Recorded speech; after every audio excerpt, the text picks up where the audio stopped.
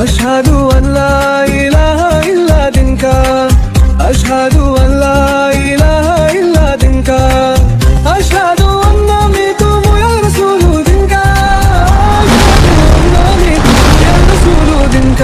സാറിന്റെ വീഡിയോസ് ഞാൻ റീസെന്റ് ആയിട്ട് കാണാൻ തുടങ്ങിയത്. കുത്തിയിരുന്നിട്ട് ഓൾമോസ്റ്റ് എല്ലാ വീഡിയോസും ഞാൻ കണ്ടിട്ടുണ്ട്. അപ്പൊ പ്രതീക്ഷയ്ക്ക് വകയുണ്ട്. ഇതിൽ കൂടുതൽ സന്തോഷമൊന്നും വേലായുധൻ ആഗ്രഹിച്ചിട്ടില്ല കേളപ്പെട്ട. അത്യാവശ്യം ബിലീവ് ഉള്ള ഒരാളായിരുന്നു, വിശ്വാസിയായിരുന്നു. പക്ഷെ അതിന്റെ വീഡിയോസ് കണ്ടപ്പോഴത്തേനും കുറെ ചേഞ്ചസ് ഇങ്ങനെ വരാൻ തുടങ്ങി. നാളെ മുതൽ നീ പണിക്ക് വരണ്ട. അതിന് ഞാനും ചെയ്തില്ല. അതെ, നീ ഒന്നും ചെയ്യുന്നില്ല. ഞാൻ എന്തിനാണ് പിന്നെ നിനക്ക് തച്ച് കാച്ചു തന്നത്? ഇപ്പൊ എവിടെ എത്തി നിക്കുന്നു വെച്ചാൽ ഇപ്പൊ ഫാമിലി ആയിട്ട് ചെറിയൊരു കോൺവെർസേഷൻ, ഒരു കോൺഫ്ലിക്ട്സിൽ നിക്കാണ് ഇപ്പൊ. ഈശ്വര, ഇതൊക്കെ എന്റെ തലയിലാവൂലോ. അതെങ്ങനെ നിന്റെ തലയിലാവണം? പിന്നെ നീ കയറിയേക്കോ? ഞാനാക്കണ, ഞാൻ അതിന്റെ ഒരു കുറവ് മാത്രമേ ഉള്ളൂ. അപ്പൊ നമ്മൾ പറയാറുള്ളത് കേട്ടില്ലേ, നമ്മൾ ഇതൊക്കെ വീട്ടിൽ പോയിട്ട് ഇങ്ങനെ വലിയ വർത്താനൊന്നും പറയരുതെന്ന് നമ്മൾ പറയാറില്ല. സംഗതി ഒരു പറ്റുപറ്റിയെന്നുള്ള നേരം ഒരു കയ്യബദ്ധം നാറ്റുകരുത്. ഇനിയിപ്പോ ഇതാരും അറിയണ്ട. കോളിലൂടെയുള്ള കോണ്ടാക്ട് മാത്രമേ ഉള്ളൂ. അപ്പൊ രാത്രി ഇപ്പൊ വീട്ടിൽ നിന്ന് ഉമ്മ വിളിച്ചിട്ട് നമസ്കരിച്ചോ അല്ലെങ്കിൽ യാസീൻ ഓതിയോ എന്നൊക്കെ ചോദിക്കുമ്പോ ആ മൂളി വിട്ടിട്ട് പെട്ടെന്ന് ഒരു ദിവസം എന്റെ അടുത്ത് ഇങ്ങനെ ചോദിച്ചു, നിസ്കരിച്ചോന്ന് ചോദിച്ചപ്പോ ഞാൻ പറഞ്ഞു എനിക്ക് താല്പര്യമില്ല.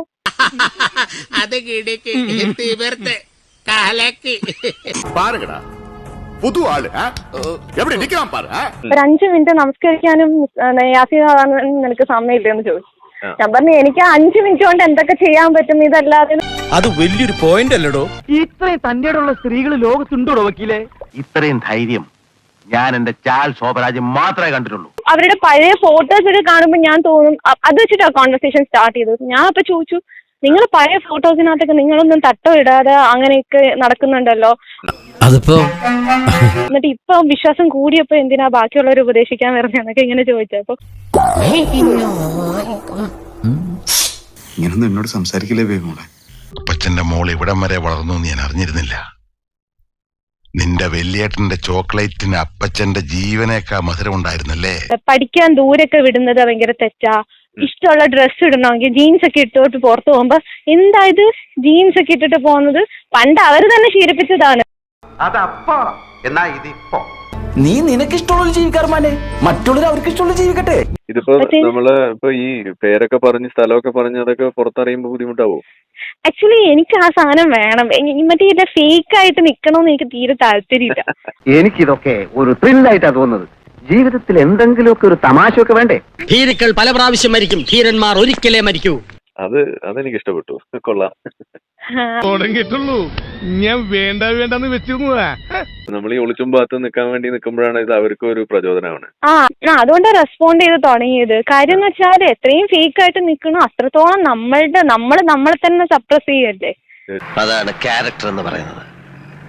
ഇതാ പെണ്ണ് ഇത്രയും നാൾ കണ്ടതല്ല ശവങ്ങളായിരുന്നു. സ്ത്രീകൾ എന്തുകൊണ്ട് ബുർക്ക ധരിക്കണം അല്ലെങ്കിൽ എന്തിന് ശരീരം മറിക്കണം എന്നൊക്കെ പറയുമ്പോൾ മറ്റേ ഫിഷിന്റെ ടെമ്പറേച്ചർ സ്ത്രീകളെക്കാട്ടിലും കൂടുതലാണ്. സോ സ്ത്രീകളെ കാണുമ്പോൾ അട്രാക്ഷൻ തോന്നും എന്നൊക്കെ പറയില്ലേ. താനൊങ്ങനെ വിചാരിച്ചോടോ? സത്യം, അത് എന്റെ വിവരക്കേടുണ്ടോ? നാണമുണ്ടോ പോത്തെ? തനിക്ക് നാണമുണ്ടോ? അല്ല, ഞാൻ പുരുഷന്മാരെ മൊത്തം അവമാനിക്കാണ്ട് തന്നെ പോലെ ഒറ്റ മതിയല്ലോ. അടിമ സ്ത്രീക്ക് ബുർക്ക ഉണ്ടോ? ഇല്ല. അപ്പൊ അടിമ സ്ത്രീ എന്താ സ്ത്രീയല്ലേ?